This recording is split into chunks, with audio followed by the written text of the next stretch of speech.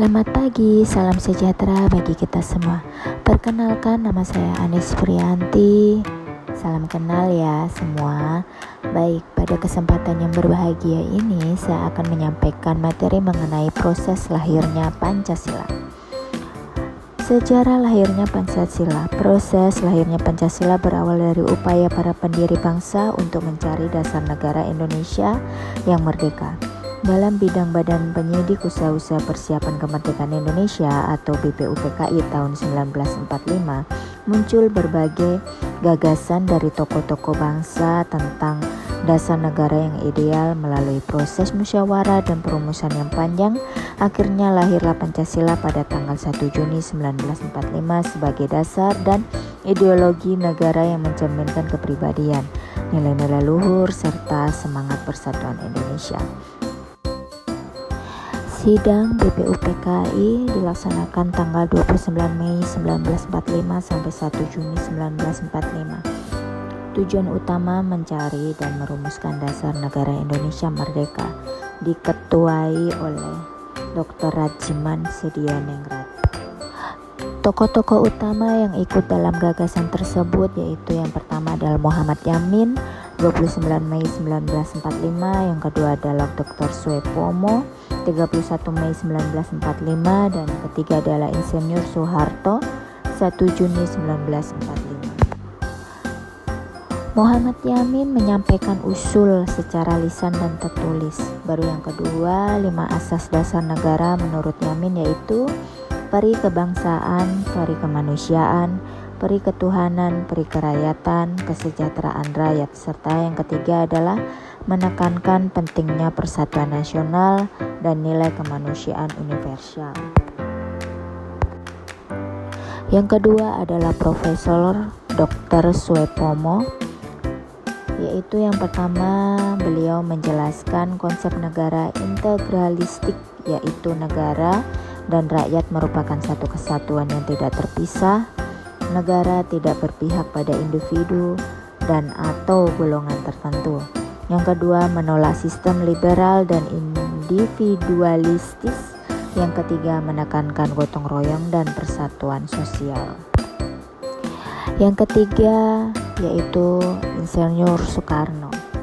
Yang pertama, beliau mengemukakan 5 prinsip yang disebut Pancasila, yaitu kebangsaan Indonesia, internasionalisme atau perkemanusiaan, mufakat atau demokrasi, kesehatan sosial, ketuhanan yang berkebudayaan.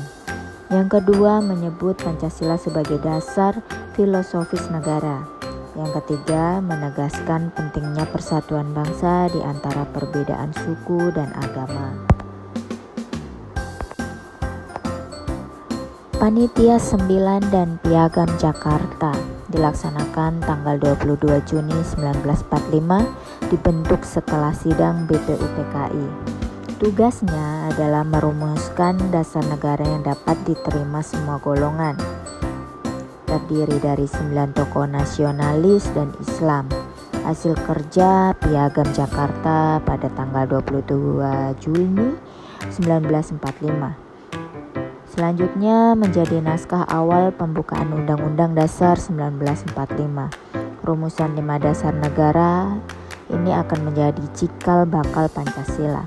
Sila pertama berbunyi ketuhanan dengan kewajiban menjalankan syariat Islam bagi pemeluk-pemeluknya. Maka penting dasar kompromi dan persatuan nasional menjelang kemerdekaan. Selanjutnya adalah pada tanggal 18 Agustus 1945 diadakan sidang PPKI. Tujuan sidang yang pertama adalah menetapkan dasar negara dan konstitusi Indonesia merdeka. Yang kedua, membentuk pemerintahan pertama Republik Indonesia. Hasil sidang PPKI yang pertama mengesahkan Undang-Undang 1945 sebagai konstitusi negara.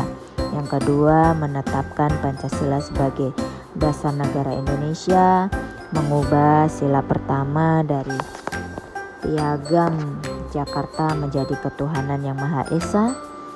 Habis itu yang selanjutnya ialah memilih Insinyur Soekarno sebagai presiden dan Dr. Andes Muhammad Hatta sebagai wakil presiden. Membentuk Komitmen Nasional Indonesia, Pusat KNIP sebagai lembaga perwakilan sementara. Refleksi pribadi. Pelajaran apa yang bisa diambil bagi generasi muda? Pelajaran bisa diambil yaitu yang pertama adalah proses lahirnya Pancasila mengajarkan persatuan, toleransi, dan gotong royong. Yang kedua, nilai-nilainya masih relevan bagi generasi muda sebagai pedoman sikap, semangat kebersamaan, dan cinta tanah air. Yang ketiga, Pancasila harus dihidupi dan diterapkan pada kehidupan sehari-hari dalam bermasyarakat, bukan hanya dihafal saja. Oke, baik, sekian dan terima kasih. Sampai jumpa di lain waktu.